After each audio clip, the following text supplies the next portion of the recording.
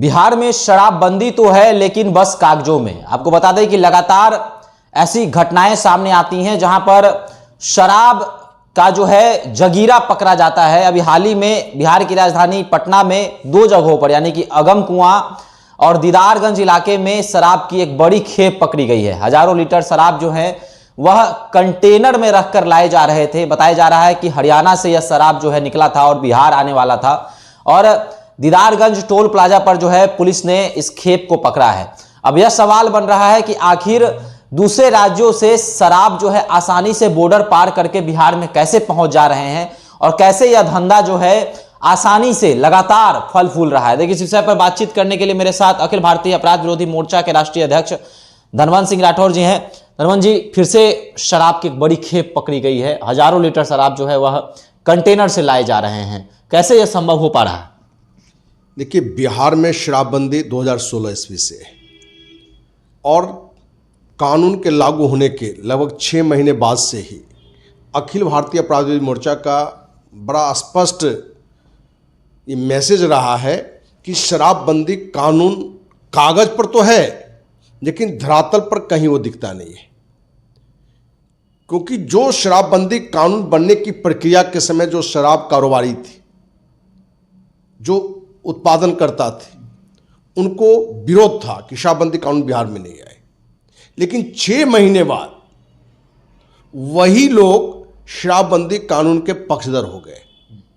इसलिए नहीं कि बिहार में अब शराब बंद हो गया, इसलिए कि पहले से भी ज़्यादा वो आसानी से बिहार में ज़्यादा शराब बेचने लगे और ज़्यादा कीमत पर बेचने लगे। मतलब उसके लिए मुनाफा का कारोबार बड़ा बन गया। तो जहां शराब बंदी नहीं था तो जितनी कारोबार होता था उससे ज़्यादा कारोबार और प्रॉफिट दुगुनी चौगुनी। तो शराब का जो कारोबारी थे वो भी नीतीश के इस कानून से मस्त हो गया। अब शराबबंदी कानून हटेगा तो उनको पीरा होगा क्योंकि शराब बिकेगा लेकिन इतनी आमदनी नहीं होगी। तो नीतीश कुमार ही 2007 में राज्य सरकार की नई उत्पाद नीति लाया था जिसमें शराब को ज़्यादा बेचने वाले को ज़्यादा टैक्स की छूट की बात की। यही कारण है कि बिहार के गांव-गांव में शराब की दुकान खुल गई। मंदिर, मस्जिद, गुरुद्वारा, गिरजाघर, स्कूल, अस्पताल, जहां कोई भी ऐसा जगह नहीं है जहां शराब का दुकान नहीं था।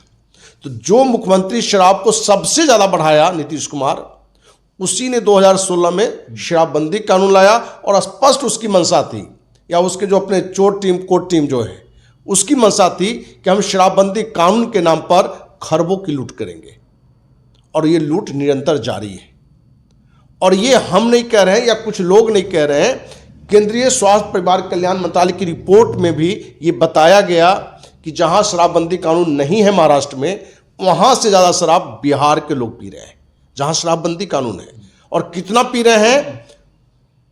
तो एक साल में 25,000 करोड़ की आमदनी टैक्स से होती उतना शराब पी रहा है। मैंने कहने का तात्पर्य कि ये 25,000 करोड़ नुकसान बिहार की गरीब जनता का है। और ये 25,000 करोड़ से मालो माल कौन है? तो बिहार का सिपाही से लेके दरोगा, एसपी से लेके डीजीपी तक, सरकार का मंत्री, शराब माफिया।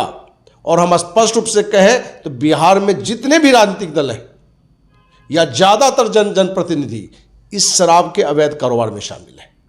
यही कारण है कि जो जिला स्तर पर, प्रखंड स्तर पर, पंचायत स्तर पर जो अलग अलग विपक्षी दल के भी जो नेता हैं, जनप्रतिनिधि हैं, इस मुद्दे पर को कौन कहे, अन्य मुद्दों पर भी सरकार का कड़ाई से विरोध नहीं करता है क्योंकि उससे मालूम है कि हम खुद गलत कार्य कर रहे हैं। अब तो हाईकोर्ट ने भी ये कहा कि शराबबंदी कानून से पुलिस मालोमाल हो रहा है, शराब माफिया मालोमाल हो रहा है, एक्साइज के कर्मचारी अधिकारी मालोमाल हो रहा है, राजनेता मालोमाल हो रहा है। और नुकसान किसको हो रहा है? तो बिहार की गरीब जनता को नुकसान हो रहा है। इसमें फंस कौन रहा है? तो बिहार की गरीब जनता फंस रहा है। अभी जो आपने कहा कि 2 खेप अभी पटना में कल ही पकड़ाया है, बड़ा सा खेप, ये भी एक रणनीति है। आपको जानकारी दें, जो शराब का अवैध कारोबार है उससे थाना पुलिस पदाधिकारी कहता है कि तुम 50 खेप बेच रहे हो, 1 खेप पकड़वाओ। उससे क्या होगा कि हमारे वाले मैसेज होगा कि पुलिस काम कर रहा है, शराब को पकड़ रहा है। ये भी एक रणनीति है व्यवसाय का। वो कोई पुलिस बहादुरी का काम नहीं किया है पकड़ के, वो उसके रणनीति का हिस्सा है। और उस रणनीति के हिस्सा में एक दो खेप छोटा पकड़ा जाता है, उससे बड़ी बड़ी खेप सप्लाई हो रहा है। तो एक मीडिया के लिए भी, एक समाज के लिए भी, सरकार के लिए भी, मैंने बाहर के भी एक मैसेज वो देना चाहता है कि देखिए पुलिस हमारा चुस्त है, शराब पकड़ा, और फिर पकड़ा नहीं, वो रणनीति का हिस्सा है कि 100 खेप बड़ा बेचो और 1 खेप पकड़वा दो। इससे क्या हुआ कि मेरे भी छवि साफ सुथरा देखी। तो हम तो कहेंगे भारत सरकार के मुखिया प्रधानमंत्री नरेंद्र मोदी जी से कि भाई बिहार के माननीय मुख्यमंत्री के लिए भारत रत्न की मांग होती है, भारत रत्न दें या न दें, लेकिन शराबबंदी पुरस्कार तो अब दें इनको, क्योंकि दुनिया की पहली शराबबंदी कानून यहाँ ऐसा है कि शराबबंदी के बावजूद भी जहां नहीं है वहां से ज्यादा बिक रहा है, लोग पी रहे हैं, जहरीली शराब पी रहे हैं, लोग मर रहे हैं और 25,000 करोड़ का सालाना नुकसान हो रहा है।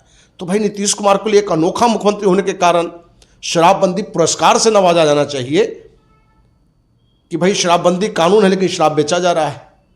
तो कहीं ना कहीं अपने बिहार में कानून कुछ बनाए जाते हैं अपने फायदे के ख्याल से।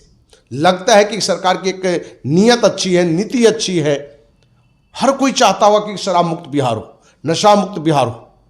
हम तो अपने पूरे जीवन में शराब को कौन कहता है, एक बूंद चाय हमने नहीं पी, एक टुकड़ा कसैली नहीं खाया है, पान नहीं खाया है। और शराब के मुद्दे पर हमने काफ़ी अभियान चलाई। जब नीतीश कुमार 2007 ईस्वी में शराब नीति लाई तो हम ही थे जो अखिल भारतीय अपराध विरोधी मोर्चा के मैंने तले 10 दिन अनिश्चितकालीन अनशन पर राजधानी के इनकम टैक्स नंबर पर थी। मुख्यमंत्री आवास मार्च किया था, राजभवन मार्च किया था, सैकड़ों धरना प्रदर्शन हमने की थी। लेकिन नीतीश की रणनीति रही कि हम शराबबंदी करें, लेकिन शराब पहले से भी ज़्यादा बेचें और उस अवैध कारोबार से एक बड़ा फंड हमें राजनीति करने के लिए, पार्टी के संगठन के लिए हमारे पास उगाही होते रहे।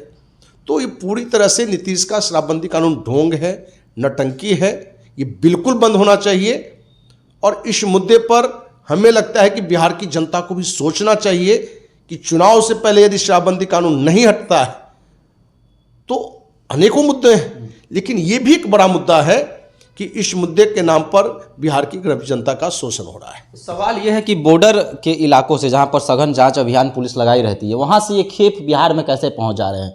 क्या वहां भी पैसे की उगाही हो रही है, वहां भी पैसे लेकर छोड़ दिया जाता है और फिर आगे भी जो है पैसे लेकर जो है यह तमाम व्यापार जो है फलता फूलता रहता है? देखिए, पहली बात तो किसी राज्य में शराबबंदी और चारों तरफ शराबबंदी नहीं है तो आसानी से कोई वहां शराब को अवैध रूप से पहुंचा सकता है। और जिस कार्य में पैसे की मोटी उगाही हो तो कौन रोक सकता है? हर जगह लोग कमा रहे हैं। जो बॉर्डर पर है अन्य राज्य के पदाधिकारी वो भी कमा रहे हैं, बिहार के भी कमा रहे हैं, क्योंकि जहां हाईकोर्ट की टिप्पणी, कड़ी टिप्पणी है, तल्ख टिप्पणी है, केंद्रीय स्वास्थ्य परिवार कल्याण मंत्रालय की रिपोर्ट है, तो अब कहीं से ये बात नहीं रह गया है कि नीतीश को भी समझना पड़ेगा कि आप यदि कहते हैं कि हम न्यायालय का सम्मान करते हैं, किसी सर्वे रिपोर्ट का सम्मान करते हैं, तो नीतीश की नैतिक जिम्मेवारी बनती है कि शराबबंदी कानून में सुधार लाए। जिसने जो शुरुआत में उन्होंने जो फैला दिया तो उतना नहीं फैलाने की आवश्यकता है। सीमित दुकान हो और उसका दाम बढ़ा दीजिए, टैक्स बढ़ा दीजिए और एक सही शराब दीजिए। तो उससे क्या हुआ कि जो लोग आज जहरीली शराब पीकर मर रहे हैं, दोगुनी चौगुनी कीमत देकर मर रहे हैं, वो एक सही क्वालिटी का शराब पिएगा और उससे जो पैसा आएगा उससे एक बड़ी राशि आएगी, जिससे बिहार का शिक्षा सुधारिए, रोड सुधारिए, अस्पताल सुधारिए, कल कारखाने लगाइए, रोजगार का ऑप्शन बढ़ाइए। तो स्थितियां देखकर रणनीति बदलनी चाहिए। और जो अच्छे राजा होते हैं, जो अच्छे शासक होते हैं, यदि कोई डिसीजन लिया और वो डिसीजन का रिजल्ट सही नहीं आ रहा है तो उसको तुरंत उसको बदलाव लाना चाहिए। यदि नहीं लाता है तो पूरी तरह से दिखाता है कि उसमें उसका एक बड़ा स्वार्थ है। और यहाँ बिल्कुल नीतीश कुमार या उसकी जो पूरी चोट टीम है उसका एक स्वार्थ है कि शराबबंदी के नाम पर खरबों रुपया सालाना लूटा जा रहा है। चलिए, तो क्या शराबबंदी के नाम पर खरबों रुपया सालाना लूटा जा रहा है और क्या शराबबंदी पर पुनः विचार करने की आवश्यकता है? लगातार प्रशांत किशोर ने भी यह चर्चा की थी कि अगर उनकी सरकार बनेगी तो हम शराबबंदी कानून को हटा देंगे। और जिस तरह से बिहार में शराब के खेप पहुंच रहे हैं, जहरीली शराब से मौतें हो रही हैं और हाई कोर्ट की भी तल्ख टिप्पणी है कि अधिकारी जो हैं वह शराबबंदी से माला माल हो रहे हैं, तो कहीं ना कहीं आपके नज़र में भी क्या बिहार में शराबबंदी सफल नहीं है? आप भी हमारे साथ कमेंट बॉक्स में अपनी राय रख सकते हैं। धन्यवाद।